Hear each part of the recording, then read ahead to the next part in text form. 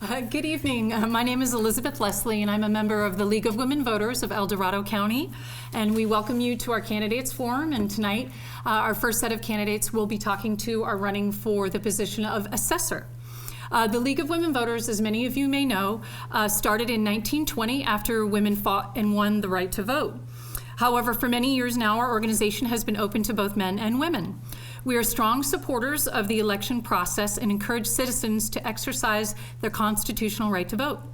The League wants to encourage voters to vote themselves and to reach out to family members and friends to encourage them to vote as well. You can easily register to vote online at registertovote.ca.gov, and all voters in California will be receiving a vote-by-mail ballot that begins mailing May 9th. The League would like to thank our many volunteers that are here tonight and our sponsors, including the El Dorado County Chamber of Commerce, for making this event possible. We would also like to thank the candidates for their willingness to participate. We are all working together to produce this forum so our voters can be better acquainted with the candidates and the issues in our community. The questions that the candidates will be hearing tonight are questions we have received from the public, and they have not been made available to any of the candidates before this evening.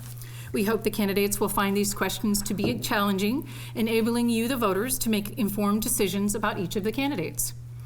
Tonight's candidate forum rules call for adherence to the terms of civil discourse by both candidates and the public. The hallmark of democracy is the willingness of all members of our community to treat each other with courtesy and respect, not just the people we agree with.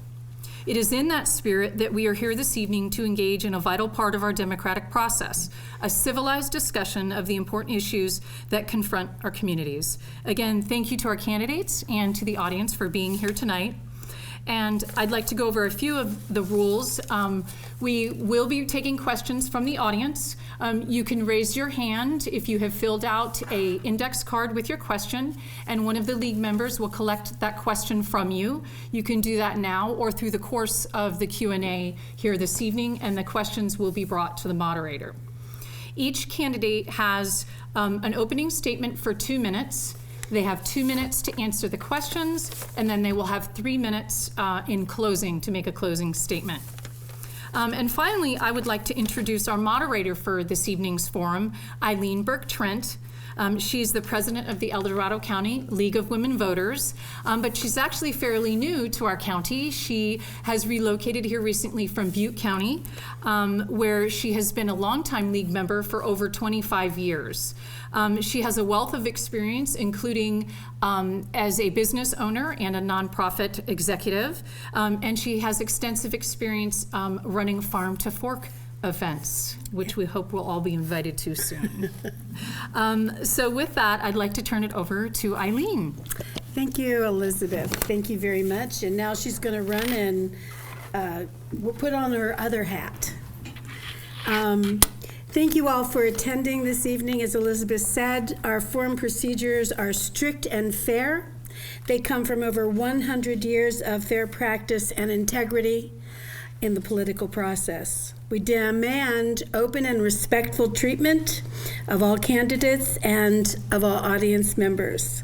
As Elizabeth said, each candidate will have 2 minutes to introduce themselves. We have received the questions. They will have 2 minutes to answer each question and 3 minutes for a closing statement. We look forward, we have quite a few questions already, but we certainly look forward to getting audience questions if you have an opportunity. Gentlemen, call it. Heads or tails? I'll call it. Call it. Tails. Tails. Okay, ready? It's heads. So Dan, you go first. Okay. John, you go second. And then we will be reversing the order as the evening progresses. Gentlemen, Dan, intro, 2 minutes. Thank you very much. I'm very happy to be here this evening. I appreciate the opportunity to speak with you, ladies and gentlemen, and the opportunity with the League of Women Voters. I'm very excited about the opportunity to run and be your assessor. I know that it's a very challenging job, but with my background and many of the challenges that I've had to face, I believe that it's something that I can contribute to the county and do the best job that I can to be a fair assessor and treat everyone the same. I think that that is vital for this job, and I have the ability to do that. If you know any of my clients, you would know that I am very fair with them, and I believe in the political process.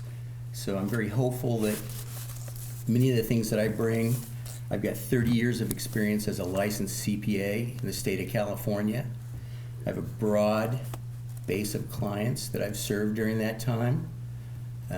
I've served in a special district, Yolo County Flood Control and Water Conservation District. I audited that client for 4 or 5 years and had to do a lot of extensive testing. They had some FEMA funding. I'm very familiar with all of the governmental accounting procedures, and I feel that this is right down my wheelhouse, and I'll be able to do a great job. I also worked for Ernst & Young. I graduated from Brigham Young University with a master's degree in taxation.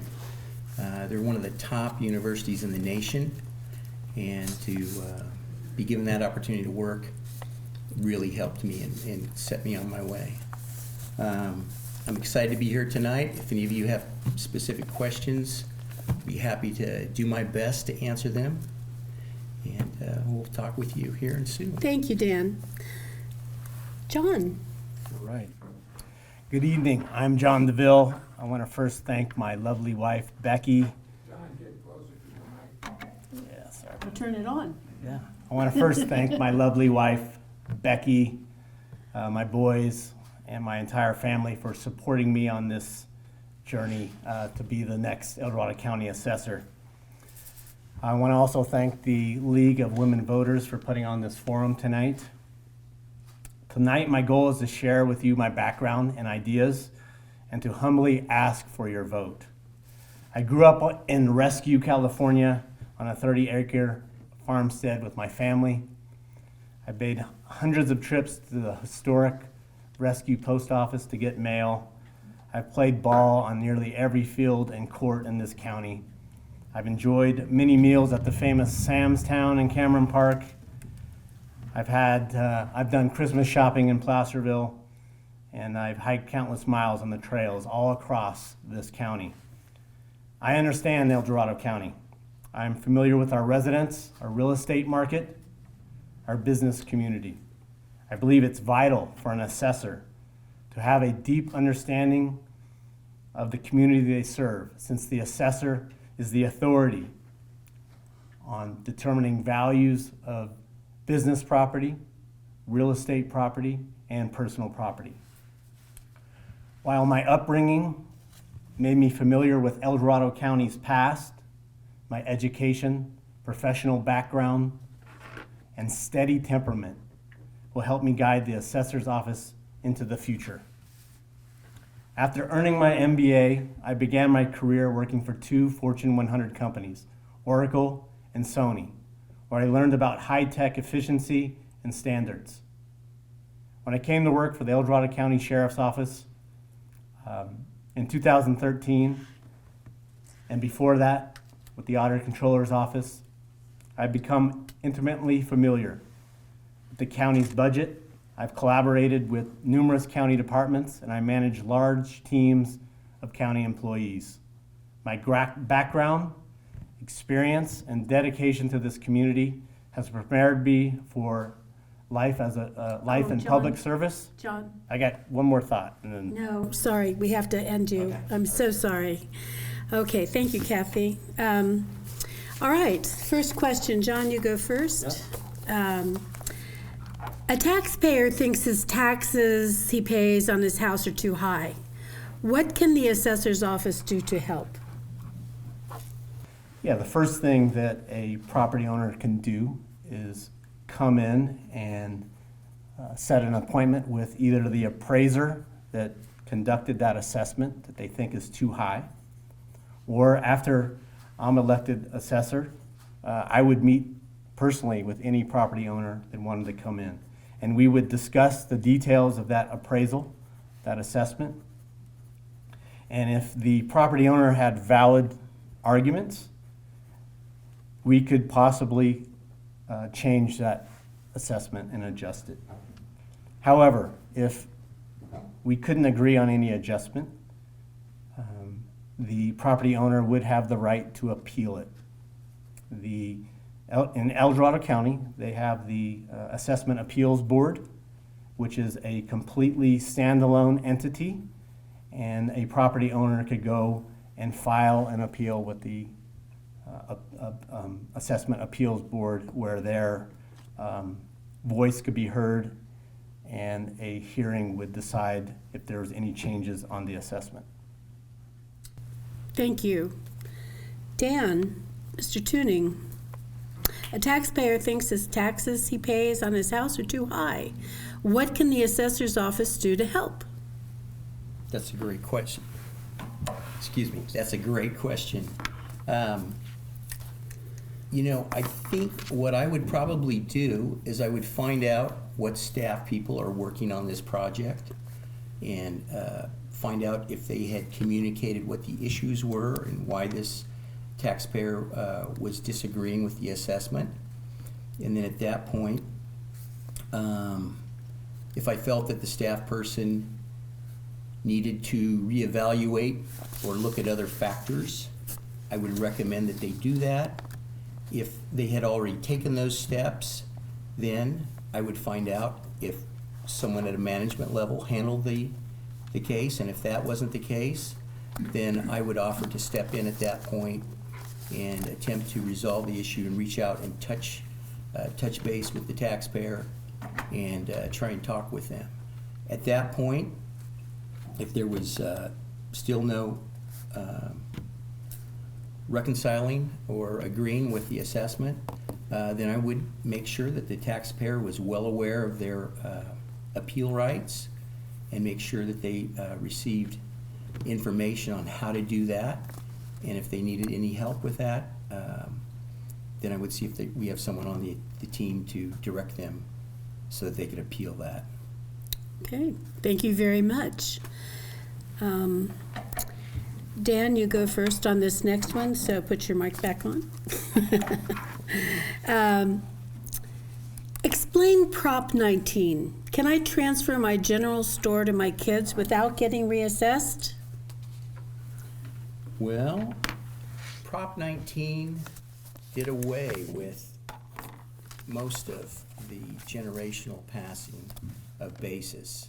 Prior to that time, you could. Prop 19 changed that.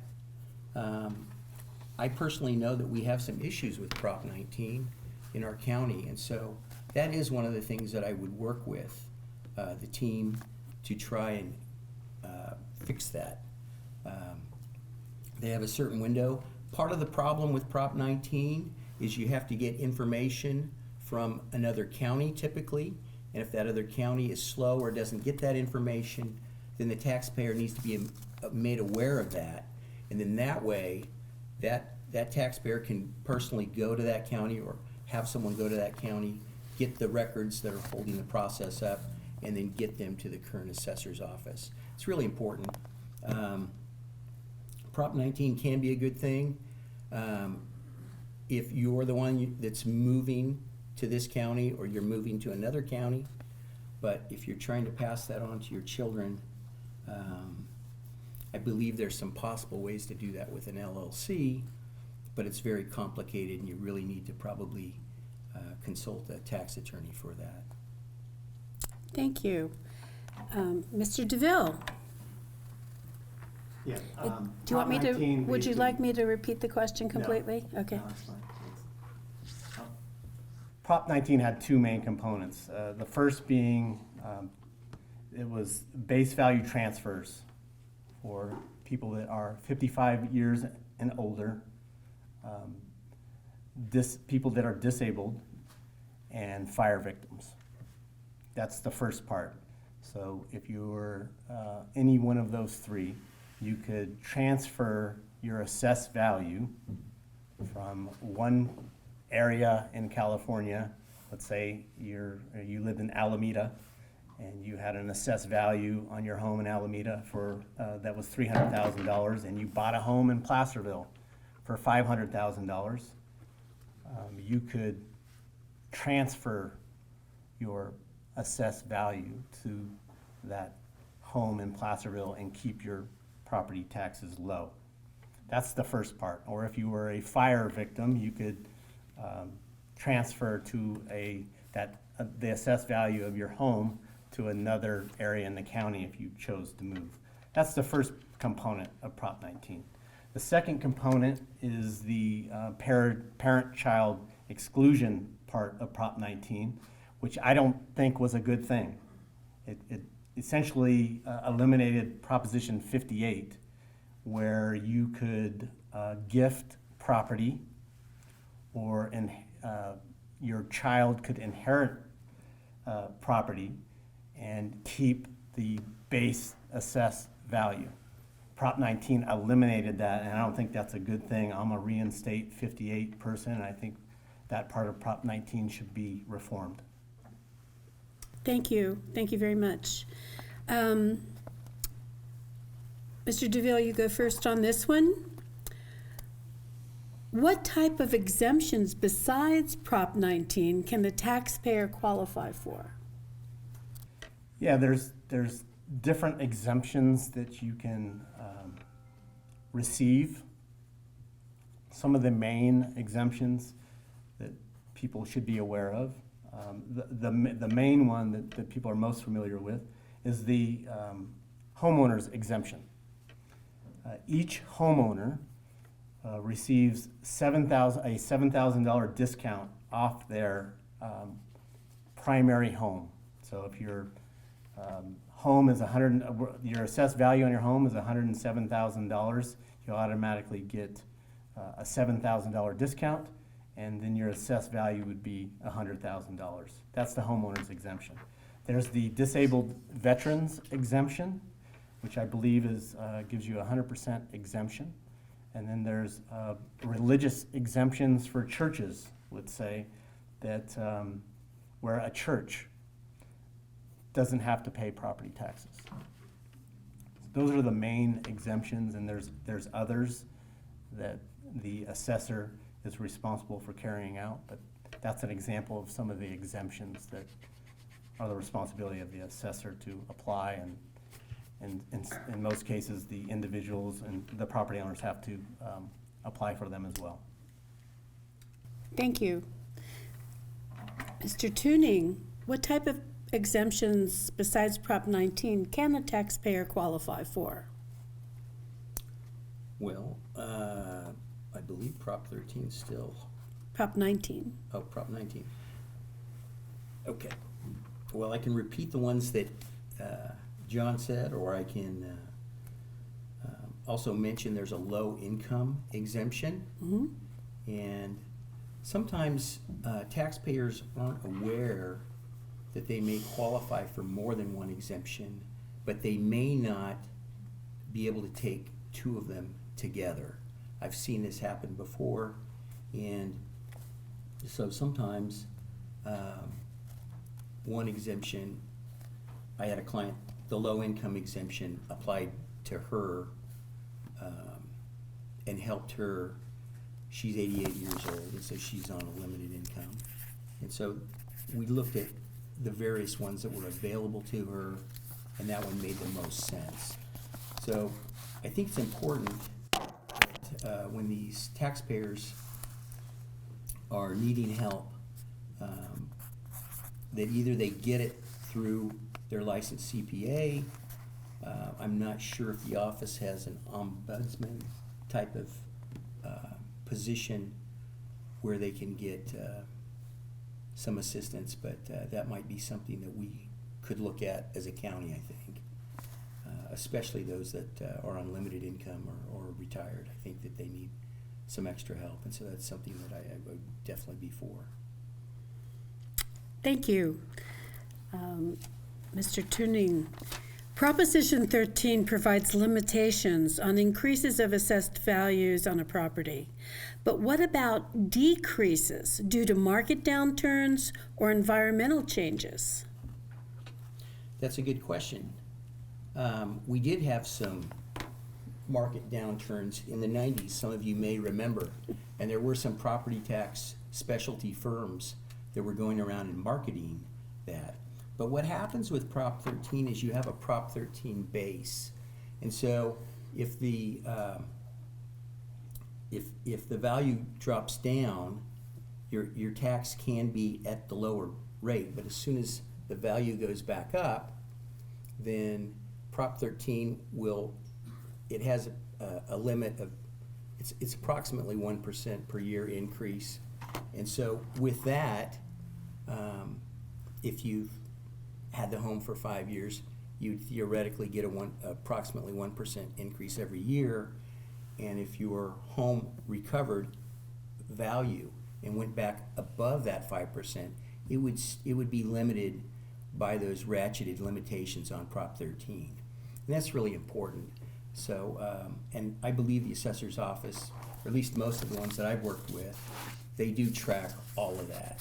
So it is something that should be built into the system, and it should be calculated and should be preserved for every taxpayer.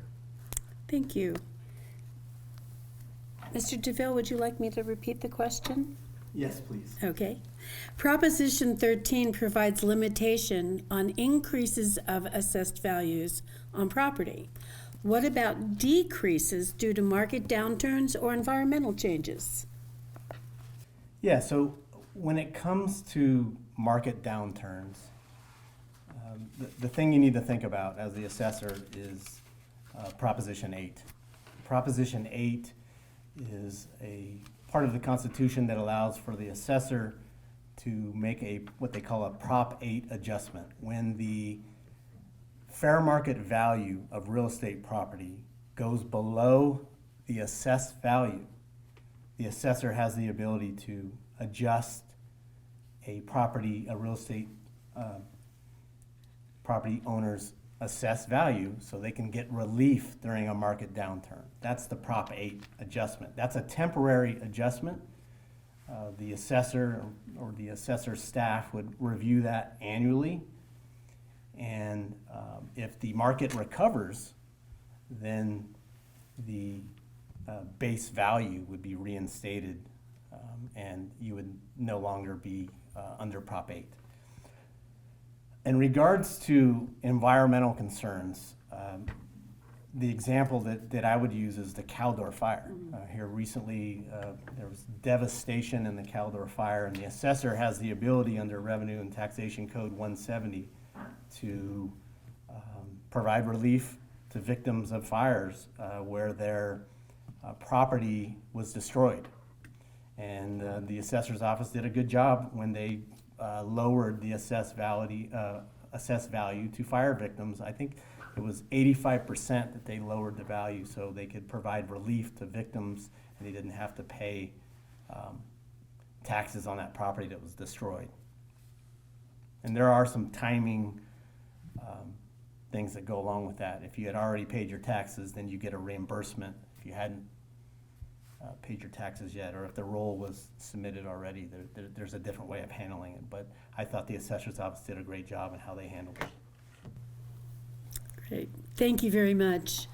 We've got some really interesting questions here. I'm trying to decide which ones to ask first. Here's one. John, you take this first. What are your plans to address the obsolete, labor-intensive, and therefore inefficient computer system the assessor's office is currently using? That's a hot button question. Well, the assessor's office just bought a brand new property tax system that was, I believe, purchased in 2018. It's called the Megabyte system, and I believe close to around 35 of the 58 counties are running the Megabyte system right now. So the El Dorado County Assessor's Office was using a mainframe system before that.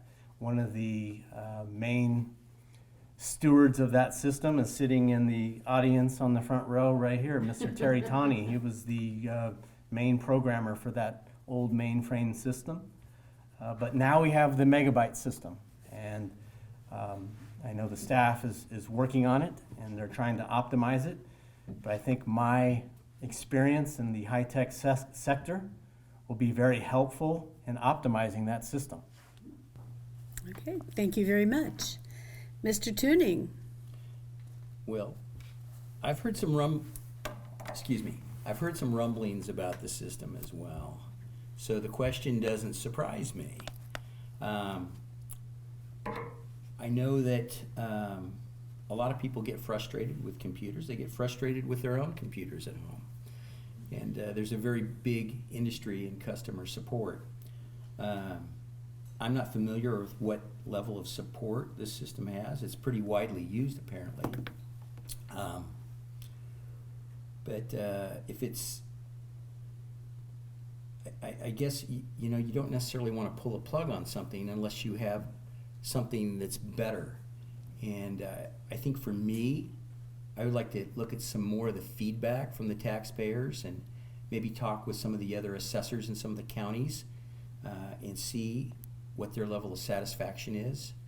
And then at that point, I would either look at doing some shopping, or if it seems like it's doing the job, then my recommendation would be to stay with it.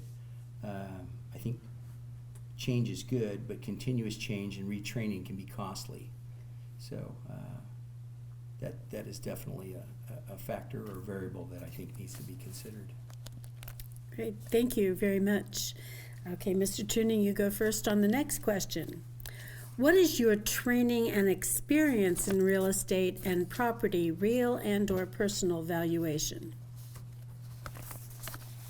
Okay, I like that question. I do have a fair amount of experience. I have quite a few clients that I've helped over the last 10 years with estate and trust issues. And typically when someone passes away, they have to get an appraisal. Sometimes these are court ordered. Sometimes the client is better off to hire an appraiser, a licensed appraiser. And I've worked with many appraisers. I've worked with them valuing vineyards, valuing dental practices, valuing real estate.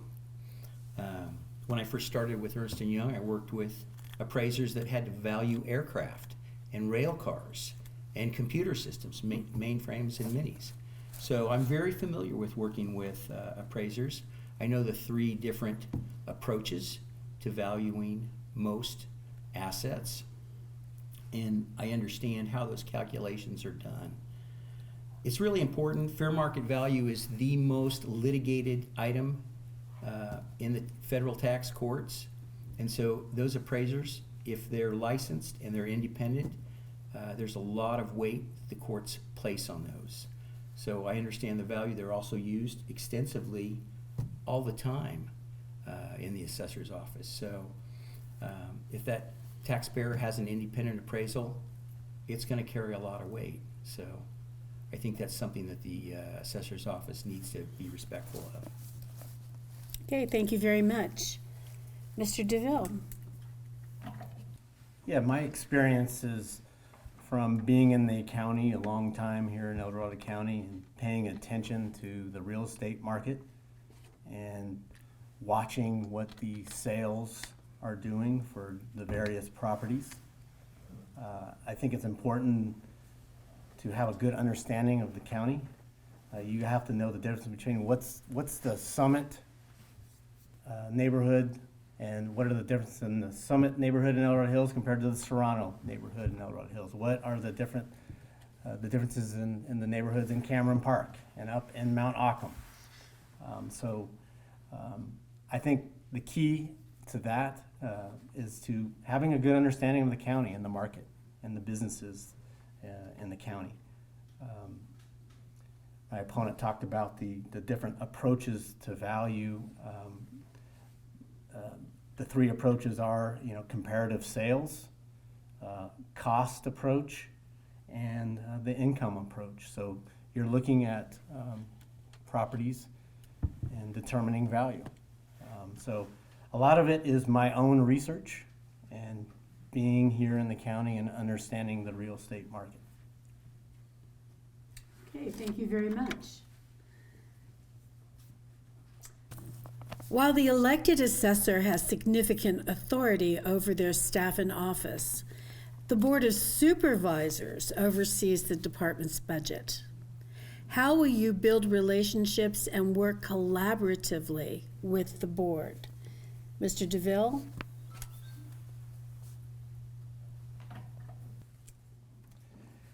Yeah, I think it's important to be aware as the next assessor that you're one of 3 countywide constitutionally elected officials. There's the DA, the sheriff, and the assessor. So although it's important to get along with the board, I report to the people. I report to the voters in El Dorado County. That's who I report to. So I think that's an important distinction. But with that, I think it's important to have a good working relationship with the board and with the department heads and with the staff that make up the county. I have a proven track record of leading large teams in the county. I'm the liaison for El Dorado County in regards to FEMA disaster reimbursements.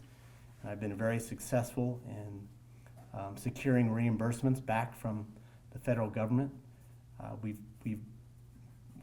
received around $15 million from the 2017 storm disasters under my leadership. We're currently working on the COVID reimbursements, and that's going well. And I'm working on the Caldor Fire FEMA dealings as well. And in that role, I have to work with multiple departments. I have to collaborate. So working with the board is going to be similar to that, and I'm very confident I'll be able to work with them and get the budget dollars that I need to do a good job for the assessor's office. Thank you. Mr. Tuning, would you like me to repeat the Sure, question? that'd be great. Okay. While the elected assessor has significant authority over their staff in office, the Board of Supervisors oversees the department's budget. How will you build relationships and work collaboratively with the board? If elected, I recognize that the people will have made a decision. They will have given me a mandate, and I hope that the board would be respectful of that. Knowing that, though, I don't believe that throwing that at them or reminding them of that is the best approach. I've served on a board before. I served on the board of trustees for Los Rios Community College District in '84 and '85. And I sat next to Senator Al Rada and Dr. Wanless. It's really important, those relationships. You've got to work in harmony with those boards. They're the ones that are going to say yay or nay if you need more funding. And if you don't work with them, then you're not going to get the backing. Even though they're supposed to back you, it's just not going to work out. So it is imperative, and it's very important. I think that's a great question. And so in order to do that, I think the relationships have to be nurtured, and they have to be fed. You have to care about those people on the board, even though you may not agree with them on certain items. You still have to get along with them, and you need to be supportive of them in their roles. So I think it's a give and take relationship. It's a symbiotic one, and I think it can be a very healthy one if I work on that. That's important. Thank you very much. Oops, keep whacking with my pencil here. All right, Mr. Tuning, you go first on this one. And the elected assessor supervises a large staff. What is your experience in managing employees, if any? If you do not have prior experience in management of large staffs, what steps will you take to ensure you will be an effective manager? There is a good-sized staff, I believe approximately 42, probably plus or minus one or two. And there's a lot of property tax assessment rolls that have to be cranked out every year. I believe there's approximately 149,000. When I spoke with Carl on a couple of occasions, I talked to him about this extensively. And he, like myself, is a CPA, and we talked about a lot of different things. My experience, after I worked for EY, I worked as an accounting manager. I was over both cash as well as fixed assets. Transisco Rail operated in, I don't know, about 11 different states, and they had repair facilities for rail cars. I also had a staff about 10 years ago in my office of 4 people. So it's important. Those relationships are equally important. And in today's changing world, a lot of people will pack it up and leave. We've had people leave from this county and go to work in Sacramento County. And so it's important that we maintain those relationships with that staff and help build a team and make sure they're adequately rewarded and make sure that they feel important. There's a lot of management techniques there. We could spend all night talking about them, but it's very important. Okay, thank you very much. Mr. DeVille, would you like me to repeat the question? No, thank you. Okay. I have experience managing a team. I am currently the CFO at the Sheriff's Office right now, and I manage a team there. I'm very proud of the staff that I have there. I'm proud of my track record of developing staff. Many of the people that I've managed over the years there at the Sheriff's Office have moved on and been promoted and have key roles within the county, and they are respected, and they have honesty and integrity. I think it's key as a manager of a large group. You have to communicate effectively and set clear expectations. You have to make sure that you set clear organizational goals that each staff member understands, and that they make sure that they put those organizational goals before themselves, and they use an outward mindset. And also, I think it's important as a manager, you have to give the tools to your employees to do a good job.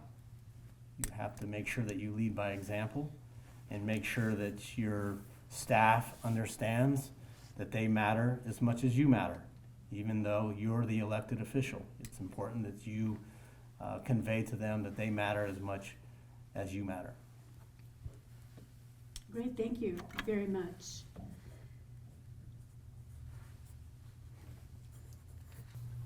Mr. DeVille, what is the Williamson Act and how does it affect property taxes? Yes, so the Williamson Act program, it's also known as the California Land Preservation Act. I think it was enacted in 1965. The purpose of the Williamson Act is to preserve open space and farmland. And the way they entice private property owners to enter into that Williamson Act program is the Board of Supervisors can enter into contracts with landowners. The minimum amount of acreage I think you have to have is around 100 acres, and the minimum contract you have to sign is around 10 years. And during that term of the contract, private property owners get tax breaks on their property tax. So they pay a significantly lower property tax because the land is designated for open space and land preservation. Good. Thank you. Mr. Tuning, what is the Williamson Act and how does it affect property taxes? Well, I'm impressed with John's response, having worked with the Sheriff's Department, knowing all of those things. That question, I'm impressed. I never thought people at the Sheriff's Department would know that. I know I'm not that familiar with that particular act, but you know, the program that I went through, it was a self-learning program. They were ranked first, second, and third in the country. And whenever I've had to research anything and look it up, it's never been a problem. I had a research assistantship at BYU, and I researched items all the time. So this is not something that is beyond my scope. I could easily research this item and address the issue as it comes up, as well as any other property item. Thank you. Mr. Tuning, what is the role of the Board of Equalization as it relates to the Assessor's Office? I like that question. They're no longer the Board of Equalization. They're the California Department of TFA, Tax and Administration. But they handle appeals, and they can be the final word on tax matters. They have a variety of rules and laws that apply to tax assessors. There's quite a few of them, and they are also in charge of sales tax, liquor tax, tobacco tax, and many other things. So property tax is just one of many different items that they're in charge of. And if a property tax issue cannot be resolved at the county, it can be appealed to CDTFA. Okay, thank you. Mr. DeVille, what is the role of the Board of Equalization as it relates to the Assessor's Office?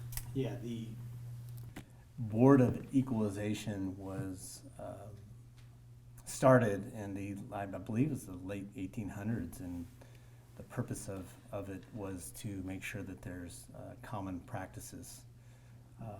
In 2017, there was kind of some changes in the BOE, and I think the CF TA that my opponent referred to is separate now. That happened in 2017. I think the BOE was stripped of many of their duties except for the Oversight Board of Property Taxes. But they do a number of things. They provide guidance. They do surveys to establish best practices. They are the training arm for county assessors' offices, where appraisers that work for counties get their certifications. They publish the assessor's handbook. Some of the information I got on the Williamson Act was from my research on the handbook that the BOE puts together, and that handbook is used by many of the people in the assessor's office as a guide. They also make sure that when there's new laws like Prop 19, they send out what they call assessors or letters to the assessor. And where there's gray areas, they try to provide guidance to the assessors so the assessor's office can work through certain aspects of new laws that, like I said, where there's some gray areas. So they're the oversight board, and they do the assessment appeals board here in El Dorado County that I spoke of earlier is an extension of the BOE. Great, thank you very much. Yes, oh, good, we've got some questions coming from the... Give me just a second to review these questions, please.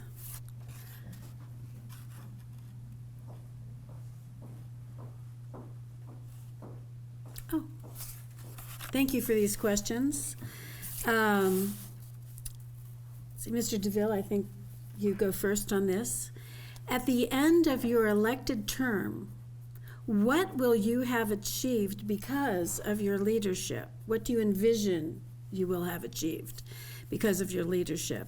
What are some examples of your success in organizational achievement?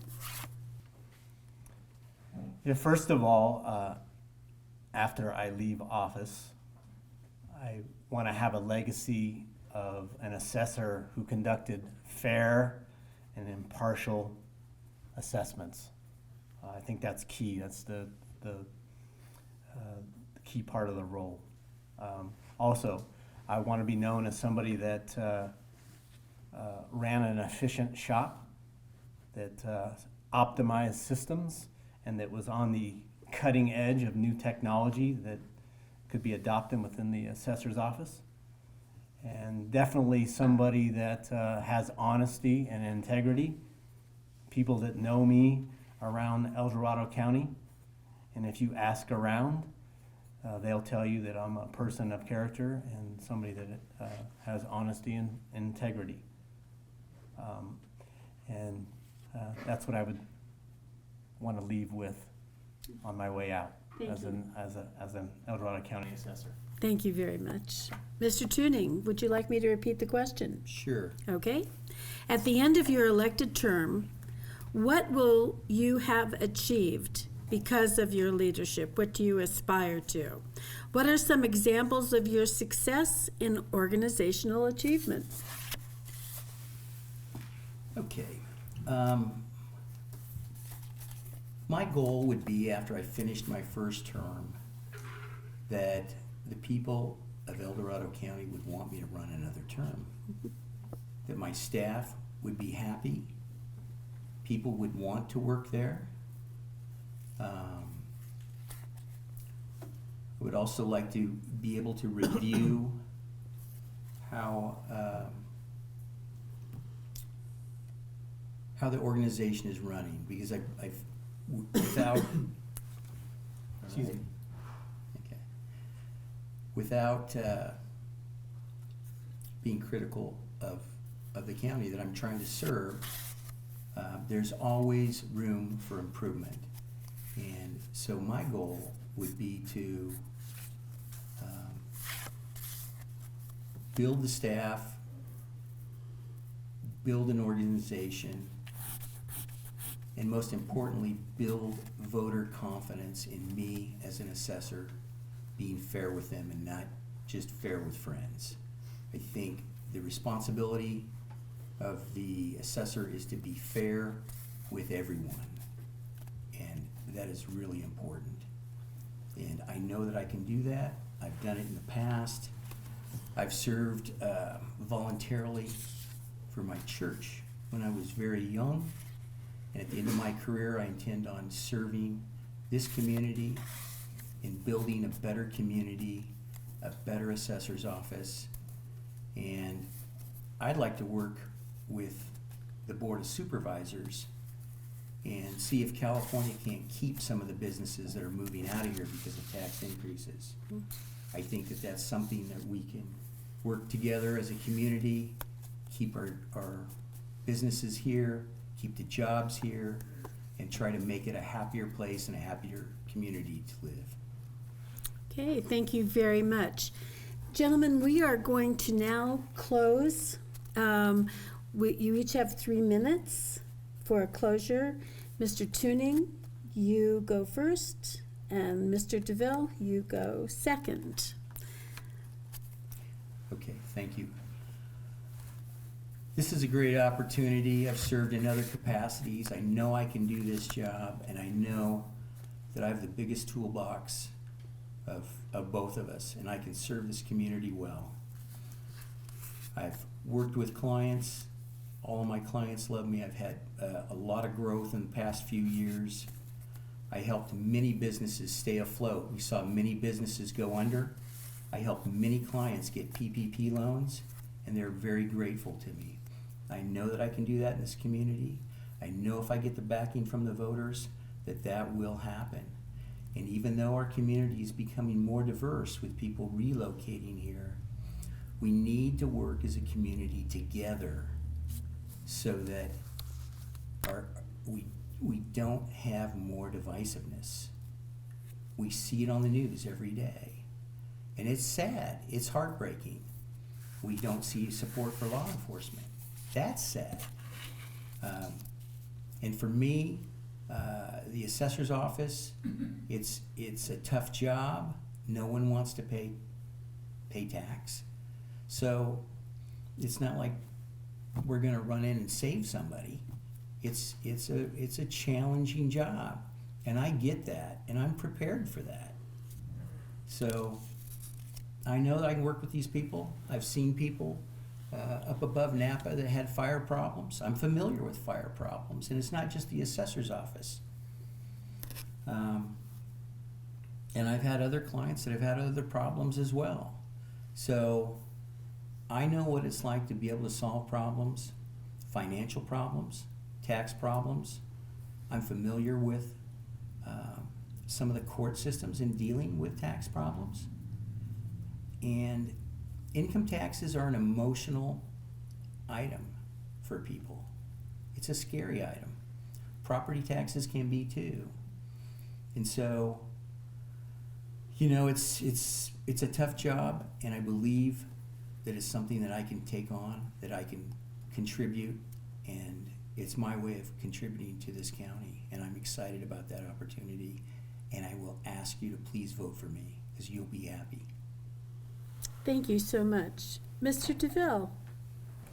Yes, I would like to close with sharing some specifics of my platform, and hopefully along the way I can earn your vote. If elected, first and foremost, I will provide fair and accurate assessments. I will adopt concise organizational goals that will focus on being transparent and impartial. I will bring a fresh perspective to the assessor's office. That perspective will build on the good work of the retiring assessor, Mr. Weiland, and his talented staff. Secondly, I will run the assessor's office with efficiency. The efficiency I learned working for 2 Fortune 100 companies. A top priority will be revamping the assessor's website to make it more user-friendly. It needs to organize information better, and it needs to have a better look and feel that's more technologically advanced. In addition, I will work to enhance customer service, bolster training initiatives, and optimize the current megabyte system. Next, I will demonstrate fiscal conservatism by fighting for Prop 13 and taxpayers. I will be a responsible steward of your tax dollars.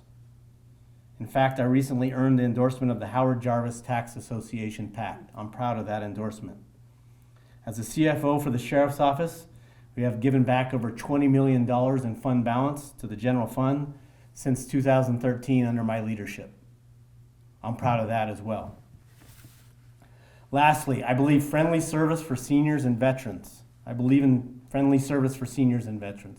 Did you know over 22% of our county is over 65 years of age? We also have one of the highest populations per capita of any county in California of veterans. Under my leadership, we will listen to the needs of our seniors and veterans to ensure their needs are met. This county has shaped me into who I am today, a steady leader committed to collaboration and integrity. Now it's my turn to roll up my sleeves and give back to my community by making the assessor's office function at the highest level for you, the taxpayer. On June 7th, please join Sheriff DiAugustini, the El Dorado County Chamber of Commerce, Assemblyman Kevin Kiley, and many other trusted leaders in the region by voting for me as your next county assessor. And please visit my website, electtheville.com to find out more information about me, my background, and my achievements in this county. Thank you.